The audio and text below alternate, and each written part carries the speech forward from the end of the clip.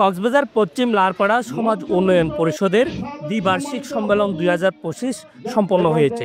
25 জুলাই জুমাবার রাতে পশ্চিম লারপাড়া সমাজ উন্নয়ন পরিষদের কার্যালয়ে ছাত্রনেতা শাকিলের সঞ্চালনায় সভাপতি নাজিম উদ্দিন নাজুর সভাপতিত্বে কোরআন তেলাওয়াতের মধ্য দিয়ে সম্মেলন শুরু হয়।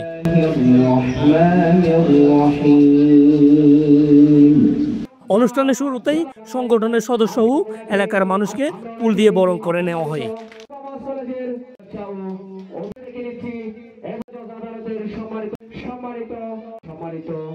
সংগঠনটি যাত্রা শুরু করে 1963 সালে।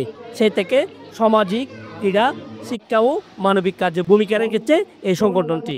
এতে বিশেষ অতিথি হিসেবে উপস্থিত ছিলেন সদর উপজেলার সাবেক ভাইস চেয়ারম্যান, সংসদ সদস্য পদপ্রার্থী শহীদুল আলম বাহাদুর, কক্সবাজার শহর যুবদলের সভাপতি আজিজুল হক সোহেল, কক্সবাজার কমার্স কলেজের প্রভাষক মোহাম্মদ ইয়াসিন, নবগঠিত কমিটির সাংগঠনিক সম্পাদক মোহাম্মদ ওমর ফারুক। সেখানকার বড়রা ছোটদেরকে স্নেহ করে এবং ছোটরা বড়দেরকে সম্মান করে, যে শিক্ষা আমাদের প্রিয় নবী মুহাম্মদ রাসূলুল্লাহ সাল্লাল্লাহু আলাইহি ওয়াসাল্লাম। যারা সমাজে বাস করি, আমাদের প্রথম উচিত আমাদের নিজেকে ভালো রাখা, তার পাশাপাশি নিজের পরিবারকে ভালো রাখা। জীবনের জন্য যথেষ্ট প্রয়োজন অর্থ। মানুষের অর্থ না থাকলেও তার দুবেলা আহার কোনোভাবে হয়ে যায়। তৃতীয়ত হচ্ছে আমাদের এলাকা, এই অর্থ সমাজের প্রতিটি পরিবারের অবহেলিত মা বাবার প্রতি এ সময় পূর্বের কমিটি বিলুপ্ত করে নতুন করে 30 জন বিশিষ্ট কমিটি ঘোষণা করেন। এতে পুনরায় সভাপতি মনোনীত হয় নাজিম উদ্দিন নাজু ও সাধারণ সম্পাদক মনোনীত হয় নুরুল আলম নুরু। পরে নবমনোনীত কমিটিকে পুনঃ শুভেচ্ছা জানান অতিথিরা।